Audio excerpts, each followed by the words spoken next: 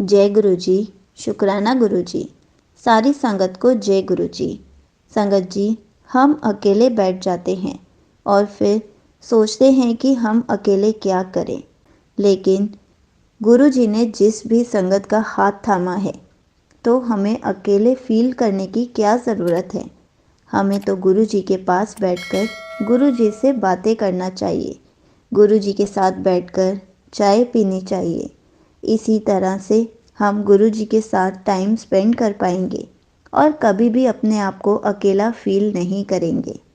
इसी पर एक आंटी जी का सत्संग सुनते हैं, जिससे हमें पता चलेगा कि गुरु जी मैसेज कैसे देते हैं और गुरु जी ये भी कैसे बताते हैं कि पुत्र, अकेले मत बैठा कर, मुझसे बातें किया कर, मेरे साथ बैठकर चाय पिया कर।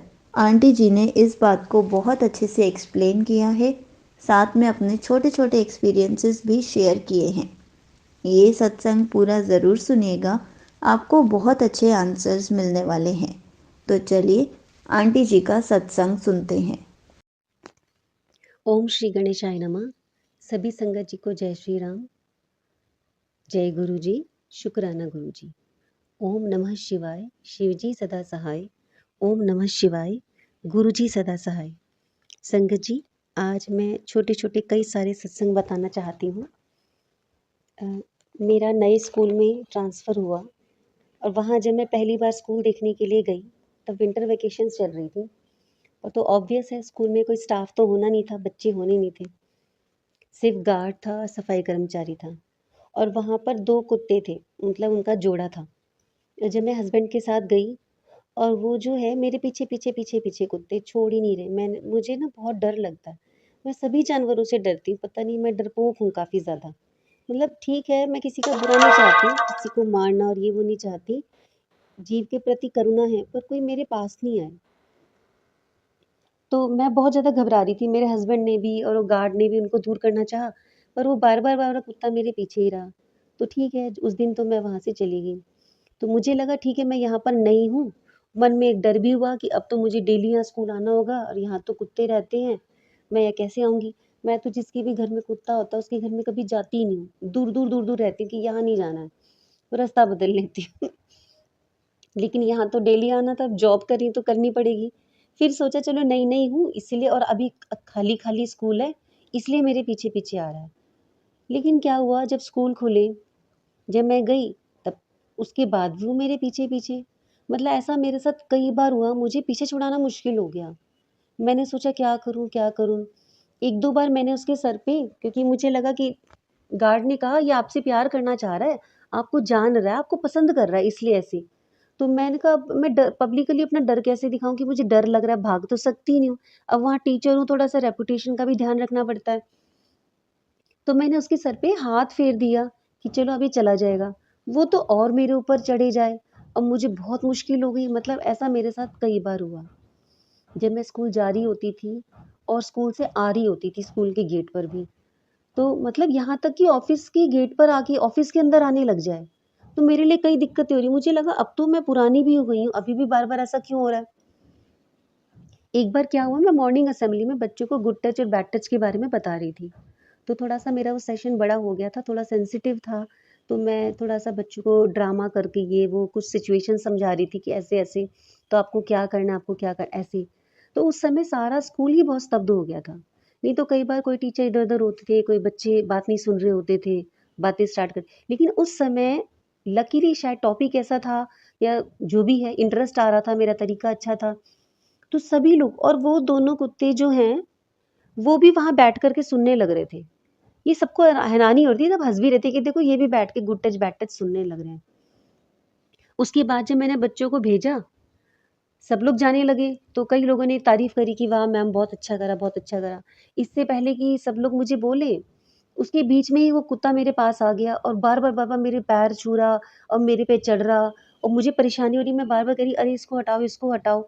मैं इतना ज़्यादा परेशान हो गई। तो कुछ टीचर्स भी हैरान हो गई, कह रहे अरे ये तो कुत्ते कभी किसी को कुछ नहीं बोलते, आपके पीछे क्यों पड़े हुए हैं? और इतना कह रहे पैर क्यों पड़ रहे हैं आपके ये? तो फिर मैंने कहा पैसे पीछे छुड़ाऊँ, मैंने सिर पे हाथ फेरा ये वो तो बार-बार मेरे चक्कर ज़ोर-ज़ोर से, मेरे चक्कर काटे जा रहे, पैर छुए जा रहा। तो मुझे समझ नहीं आ रहा, मैं इतना घबरा गई। कुछ लोग हंसी मजाक करे करे आपको इसको क्या आपके अंदर भगवान दिख गया, क्या हो गया, मैं नहीं जानती।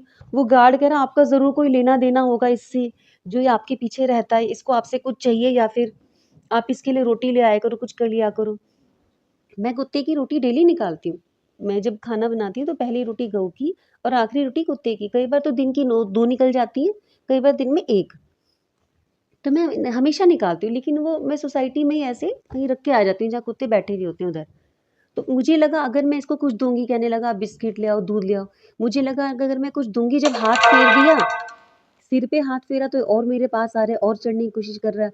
अगर मैं कुछ दे दूंगी तो मेरे और ज्यादा पीछे आएगा। इस डर की मारी मैं कभी उसके लिए कुछ लेके भी नहीं गई। और हम लोग बिस्किट वगैरह खाते भी नहीं है, तो स्पेशल कुत्ते के लिए बिस्किट लेके आऊं। तो मैं इस असमंजसता में सभी टीचर्स ने, जेंट्स टीचर को भी बोला कि आओ, वो मैडम परेशान हो रही है। मैंने ये भी बोला, मैं कोई आओ, इसे हटाओ, इसे हटाओ। मतलब वो सीक्वेंस इतना बड़ा हो गया कि स्कूल में सब जगह यही चर्चा हो रही थी कि वो कुत्ता गुंजन मैडम के पीछे क्यों पड़ रहा था और इतना जार जाके बार बार पैर छू रहा था। मैं नहीं जानती क्या बात थी। और रिसेस तक भी यही, मैं मतलब इतनी ज्यादा दहशत में आ गई कि मैं क्या करूं। ये हो गया था, मैं जब भी स्कूल जाती थी, मेरे को स्कूल जाने से पहले मैं जाप नहीं करती थी, इतना मन मन में होता था ओम नमः शिवाय। लेकिन अब तो मैं स्कूल जाने से पहले गुरु जी प्लीज वो मेरे पास ना आ जाए, गुरु जी प्लीज मेरे पास ना आ जाए, मुझे डर लग रहा है, डर लग रहा है। और शुरू में गुरु जी ने बोला भी, कुछ ऐसे मैसेज आ रहे थे, तेरा डर दूर करूंगा। तो सच में जब मैं सत्संग सुन रही होती थी ना, सत्संग के पीछे भी कुत्ते की आवाजें आती थी। और मैं बार बार देखती थी कि ये फोन में आवाजें आ रही है, आसपास सच में कोई कुत्ता भौंक रहा है। मतलब मेरे मन में इतनी दहशत हो गई थी कुत्तों के नाम की। मैंने सोचा क्या बात है, पता नहीं। उस समय मैं काल भैरवाष्टकम सुना करती थी और एक मुखी रुद्राक्ष भी गले में धारण कर रखा था। तो मुझे समझ नहीं आया कि वो मेरे पीछे क्यों आता था। क्या वो मेरे से कुछ चाहता था, या वो रुद्राक्ष देख के, शिव स्वरूप देख के आता था, या पता नहीं काल भैरव जी अपनी सवारी, मुझे नहीं पता। ये बातें कौन जान सकता है, मुझे समझ नहीं आ रही थी। लेकिन मेरे मन में इतनी दहशत बन गई थी। मैं गुरुजी को कह रही थी, गुरुजी प्लीज, आप कहते हो ना बेटा मेरे पास बैठ के मेरे से बात किया कर। तो मैं तो बस छोटा सा बहुत शॉर्ट पूजा करती हूँ, शाम शाम के समय बस जोत जला के जल्दी से छोटे छोटे मंत्र बोले, बहुत ज्यादा से बैठती नहीं हूँ। और सुबह के समय तो वो भी नहीं करती, जल्दी से भाग जाती हूँ स्कूल। तो इतना। और गुरुजी कहते थे बेटा मेरे पास बैठ के बात किया कर, मुझसे कुछ मांग। जब मैं नई नई गुरुजी से जुड़ी थी, तो गुरुजी कहते थे मुझसे कुछ मांगो मत, मन्नो। मांगो नहीं, मन्नो। तो ये हो गया कि ठीक है, मांगना नहीं है। लेकिन अब गुरुजी बार बार बोलते बेटा मुझसे बात किया कर, मुझसे मांगा कर। तो मैंने सोचा ठीक है, गुरुजी का ही आदेश है। तो मैंने गुरुजी को बोला मुझे बहुत डर लगता है कुत्तों से, प्लीज आप मुझे उससे दूर रखा करो। और सच में जब मैंने गुरुजी को ऐसा बोला, उसके बाद से वो कुत्ता मुझे दिखाई ही नहीं देता था। मतलब मैं आराम से स्कूल में आ जा रही थी और मुझे कोई दिक्कत नहीं। मतलब वो, उसकी जो वाइफ थी, वो कई बार दिखती थी बस, और वो मुझे कभी दिखाई नहीं दिया। बीच में 1-2 बारी कई बार मुझे याद आया कि अरे वाह, जब से मैंने गुरुजी को बोला है तब से मुझे दिखता नहीं है। तो 1-2 बार मुझे दिखाई दिया। मैं बच्चों के लिए, मैंने बच्चों से स्कूल में कुछ काम करवाया था, तो मुझे लगा बच्चों ने मेहनत करी है, उनको कुछ इनाम देना चाहिए, किसी का भी परिश्रम तो लेना नहीं चाहिए। तो मैंने कहा बेटा तुम लोगों को कुल्फी खिलाऊंगी, तुमने मेहनत करी है, आइसक्रीम खिलाऊंगी। तो मुझे वहाँ नया स्कूल था तो पता नहीं था कहाँ कौन सी क्या शॉप है। तो मैं स्कूल में प्रेयर से पहले ही, जल्दी पहुँच जाते हैं हम लोग, प्रेयर से पहले ही बाहर जाके मैं देखने लगी, दुकानों पे पूछने लगी कहाँ कहाँ आइसक्रीम मिलती है ऐसे। तो उस आइसक्रीम शॉप पर ही वो कुत्ता आके बैठ गया और मुझे वहाँ से निकलने नहीं दे रहा। और तब तक वहाँ बातचीत हो रही है। मैंने फिर गुरुजी को बोला, मैंने कहा फिर अगर यहाँ मैं उसको बोलूँगी, स्कूल में तो चलो गार्ड भैया ये वो सब जान गए, मैंने बता दिया कि मुझे डर लगता है, लेकिन अब मैं किसी और के सामने डर कैसे प्रकट करूँ। मैंने कहा सब जगह वो हो जाएगा कि ये मैडम तो बहुत ज़्यादा डरपोक है, थोड़ा अपनी इमेज का भी ध्यान रखना पड़ता है।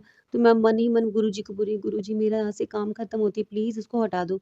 और सच में गुरुजी का नाम लिया, कुत्ता वहाँ से चला गया। ऐसे मेरे साथ 2 इंसिडेंट हुए। मतलब गुरुजी मेरी इतनी मदद करते हैं, गुरुजी। जय गुरुजी, शुक्राना गुरुजी। गुरुजी आपने मेरा डर दूर करने का प्रयास किया, लेकिन मैं तो महा डरपोक हूँ, तो आपने कम से कम मुझे सिक्योरिटी दे दी कि बेटा तू जो चाहती है वही होगा, और मेरा सामना नहीं हुआ।